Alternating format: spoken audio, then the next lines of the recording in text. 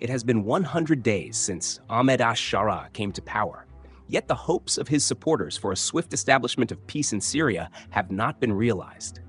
The country continues to face serious challenges. A significant portion of Western sanctions remain in place, while ethno-sectarian divisions still fracture society, sometimes escalating into open-armed clashes. The new leadership is attempting to pursue a policy of reconciliation, seeking to start anew and leave past grievances behind. However, the process of settlement is complex and ambiguous. The deep-rooted contradictions accumulated over years of conflict prevent an immediate restoration of trust and stability. Despite declared reforms and diplomatic initiatives, Syrian society remains polarized, and external players continue to influence the internal situation. Nevertheless, the country's leadership is not giving up on its efforts towards stabilization and recovery, even as it encounters numerous obstacles. Whether the new political course will lead to a long-awaited peace remains to be seen. For now, we will review what has transpired during these 100 days and how it might impact Syria's future. Unity is the key to a better future. One of the key points of the new government's domestic policy is national reconciliation, which is essential for legitimizing al-Shara's authority and that of his supporters among the broader population. Initially, it was believed that the greatest difficulties would arise with the pro-Kurdish Syrian Democratic Forces, SDF, due to their anti-Turkish stance. Late in the evening on March 10th, the new Syrian authorities and the Kurdish administration controlling the country's northeastern territories reached an agreement on the gradual integration of all Kurdish civilian and military structures into Syria's national institutions. The document was signed by interim Syrian President Ahmed al-Shara and the commander of the Syrian Democratic Forces, SDF, Mazloum Abdi. According to the terms of the agreement, published by al-Shara on X, by the end of the year, the SDF will transfer control of border crossings with Turkey and Iran, airports, oil fields, and prisons to the Syrian government. In return, the Kurds will receive constitutional guarantees, including the right to use their language in education and the possibility for displaced persons to return to their homes. The Kurds will also be granted full participation in Syria's political life, independent of their sectarian affiliation. Additionally, the SDF has pledged to support Damascus in its fight against supporters of the former regime of Bashar Assad and other threats to the country's security and territorial integrity. Abdi stated that the signed document aims to create conditions for a better future for the Syrian people, protect their rights, and achieve peace. However, he later emphasized that the mechanisms and timeline for implementing all provisions of the agreement still need to be clarified. He also added that Syria will have a unified army, capital, and national flag, and promised to expel all foreign formations within the SDF from the country. This likely implies the exclusion of fighters from the Kurdistan Workers' Party, PKK, whose presence Turkey cites as justification for its military operations in Syria. A representative of the Syrian Democratic Forces, SDF, Farhad Shami, emphasized the preliminary nature of the document, clarifying that the agreement was reached with U.S. mediation and does not imply the immediate deployment of Syrian government forces into Kurdish areas or the transfer of oil facilities and prisons holding ISIS members. Experts believe that the U.S. aims to solidify Kurdish autonomy in Syria to use it as leverage over both Damascus and neighboring Turkey. Additionally, Washington is reportedly considering a complete withdrawal of its military forces from Syria in the near future, shifting responsibility for its regional interests to Kurdish forces. The signing of the agreement coincided with the Syrian authorities' announcement of the completion of a major military operation against Alawite insurgents in the country's northwest. This event has become the bloodiest conflict since the overthrow of Bashar Assad in December 2024. Analysts stress that the future of Kurdish integration depends on numerous external and internal factors. Damascus is seeking dialogue with the SDF due to threats from Israel and overall instability in the country, while the Kurds are compelled to negotiate with the Syrian government under pressure from Turkey and the shifting situation surrounding the Kurdistan Workers' Party, PKK, particularly following PKK leader Abdullah Öcalan's call to end armed struggle. The situation in As-Suwaida province, predominantly inhabited by Druze, is also emerging as a major challenge for Damascus. Despite the formal loyalty of moderate forces to the central government, the increasing fragmentation of local armed groups and the growing involvement of external players is creating conditions for regional destabilization. The internal dynamics in as-Suwaida remain complex. The so-called moderate bloc retains the greatest influence, consisting of religious leader Sheikh al-Aqal Hikmat al-Hijri and several local armed factions, including the Mountain Brigade, Men of Dignity, and Sheikh al-Karama forces. The primary goal of these groups is to preserve Syria's territorial unity, support negotiations with Damascus, and implement UN Security Council Resolution 2254, which outlines political reforms and the potential federalization of the country. However, despite the dominant position of the moderate wing, radical groups have recently gained strength. The greatest concern arises from the emergence of a new player in December 2024, the Military Council, led by Tariq ash-Shufi. This organization, backed by external actors, advocates for the autonomy of the province, posing a threat to its integration into a unified Syrian state. The formation of the Military Council has been accompanied by increasing foreign interference. According to various reports, the group maintains ties with Israel and receives support from American instructors stationed at the Al-Tanf base. This backing suggests the implementation of a controlled crisis strategy aimed at weakening Damascus and redistributing control over Syria's southern regions. Israel, leveraging the ethno-religious factor, seeks to establish a security zone along the Syrian border by promoting the idea of Druze autonomy and corresponding narratives in the media. There is a theory that this plan aligns with a broader strategy known as the David Corridor. The first phase of this strategy involves the creation of a buffer zone in the Daraa and Quneitra provinces, where the Druze could serve as allies of Israel. The second phase envisions expanding this corridor toward Iraq, thereby creating a barrier between Syria and the region's Shiite groups. One of the key instruments of external influence has been a massive information campaign aimed at fueling conflicts within the Druze community and between the Druze and the central government. In particular, rumors are being spread about alleged widespread support for Israel among the Druze population, as well as the possible participation of Druze forces in an IDF military operation against Damascus. These narratives have a dual effect. On one hand, they undermine trust in the moderate bloc within the province, and on the other, they provoke hostility from Syrian radical groups. The current dynamics in as-Suwaida indicate significant risks to Syria's territorial integrity.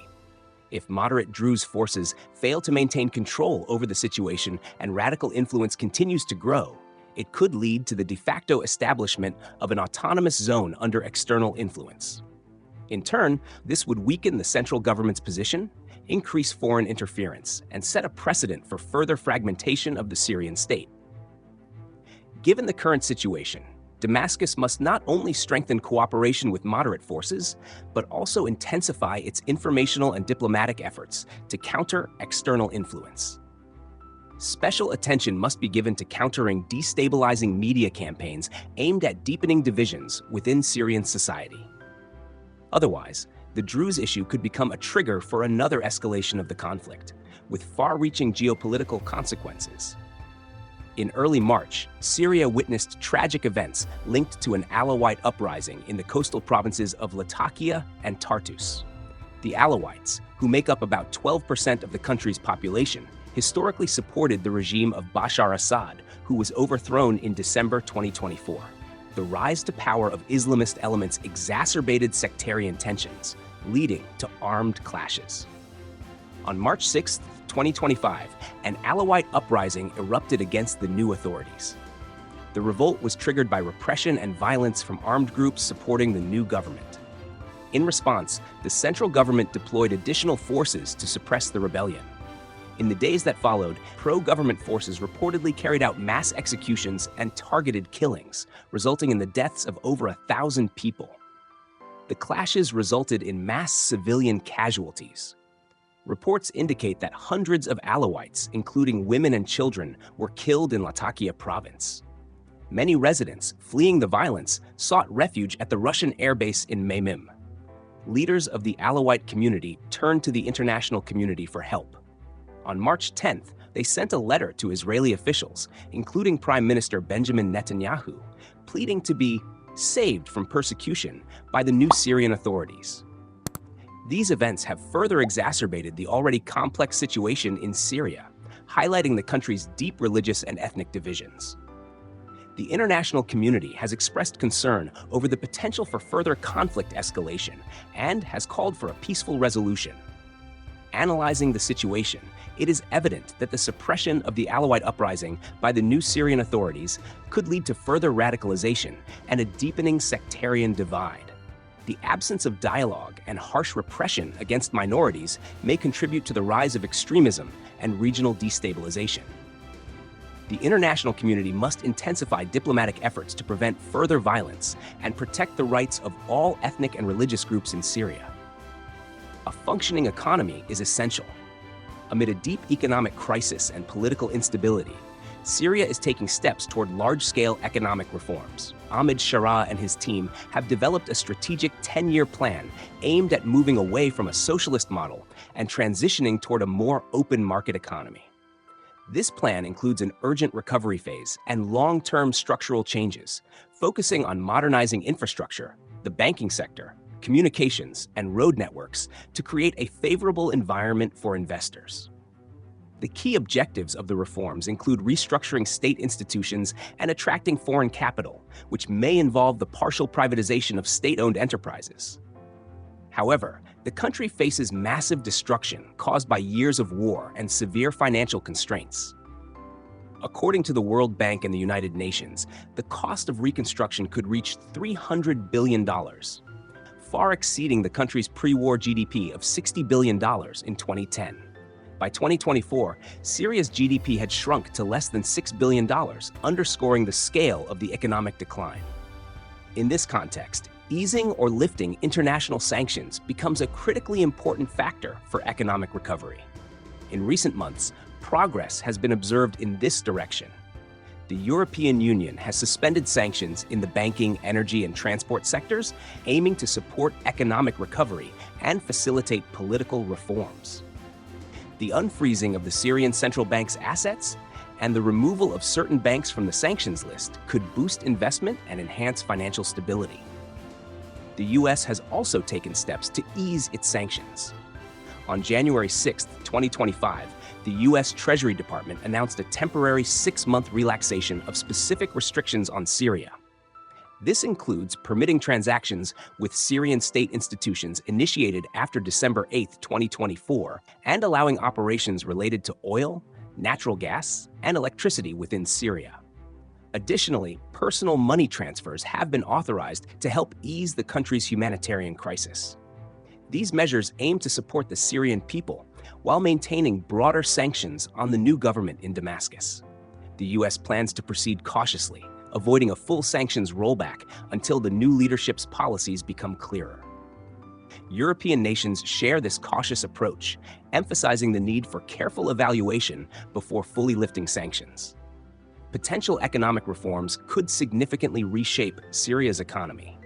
Shifting to market-driven mechanisms, privatizing unprofitable state enterprises, and fostering a more attractive investment climate could encourage capital inflows, critical for the country's recovery. However, the success of this strategy will hinge on political stability, investor confidence, and the government's ability to implement reforms effectively. Without these factors, Syria risks devolving into a chaotic, oligarchic economy controlled by a narrow elite, similar to what has occurred in some post-socialist states. The EU's decision to suspend sanctions in key economic sectors reflects a gradual shift in its policy towards Syria. The primary goal is to support economic recovery and encourage political reforms. Easing restrictions will also facilitate trade, which is especially crucial given Syria's ongoing economic crisis. The EU's actions are closely tied to negotiations with the new Syrian leadership, as Western powers seek to reduce Damascus's ties with Moscow. This policy shift comes as a Russian delegation visits Damascus and as Russian and Syrian presidents hold talks, underscoring European efforts to curb Moscow's influence in the region.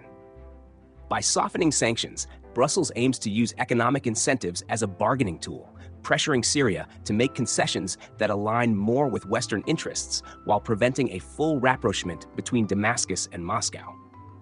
Despite these changes, many experts and international organizations argue that Syria's full economic recovery requires a complete lifting of sanctions. While the partial easing is a step forward, it remains insufficient to drive sustainable economic growth and improve living conditions. Sanctions continue to hinder key sectors, restricting access to international financial markets and foreign investment. Syria's future depends on the successful implementation of economic reforms and the level of support it receives from the global community. Although the easing of sanctions is temporary, it presents an opportunity to initiate recovery efforts and attract investment. However, achieving long-term stability and prosperity will require coordinated domestic and international efforts to support Syria's political and economic transformation. A new temporary constitution. Earlier this month, Ahmed al-Shara signed a temporary constitution set to last 5 years. This document represents a major step towards Syria's political transition following the fall of the Assad regime. The drafting of the temporary constitution reflects Syria's evolving political landscape following the shift in power. A key objective of the document is to cement political reforms and lay the groundwork for elections, fostering a gradual transition toward democratization.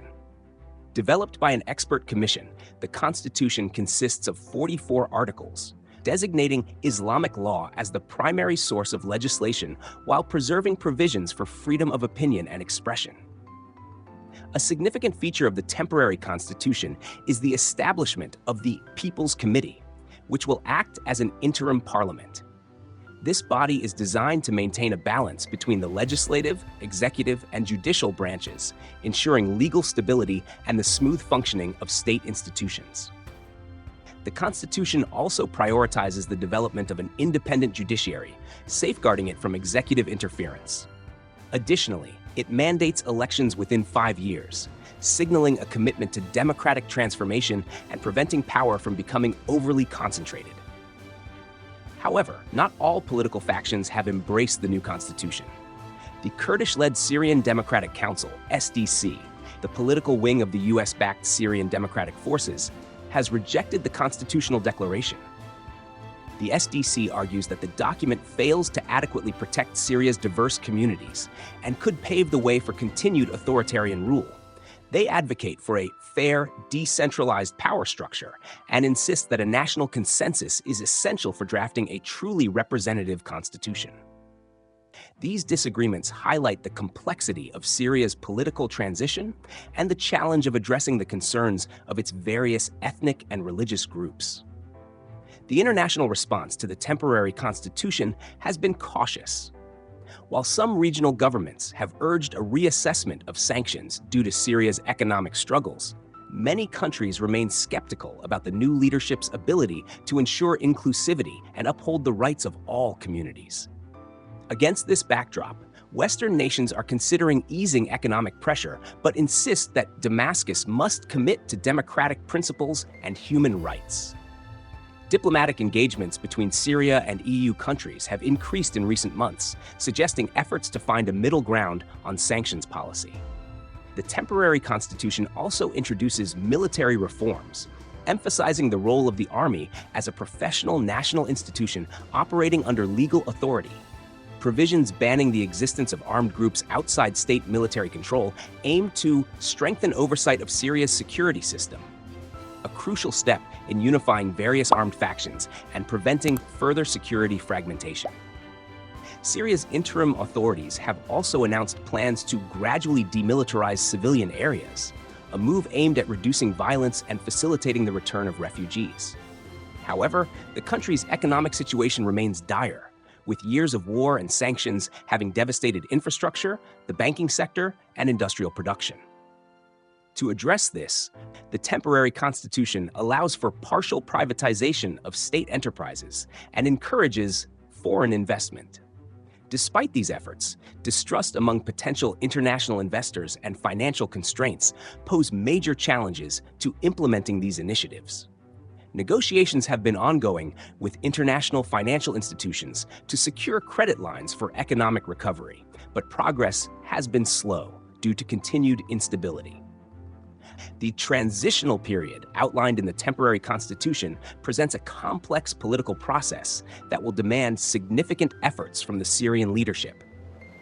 The primary challenges, ensuring security, rebuilding the economy, and attracting foreign investment, will remain key priorities in the coming years. Although the temporary constitution contains controversial provisions, it represents an attempt to create a legal foundation for Syria's future political system. However, its success will depend on the government's ability to incorporate diverse interests and achieve national consensus.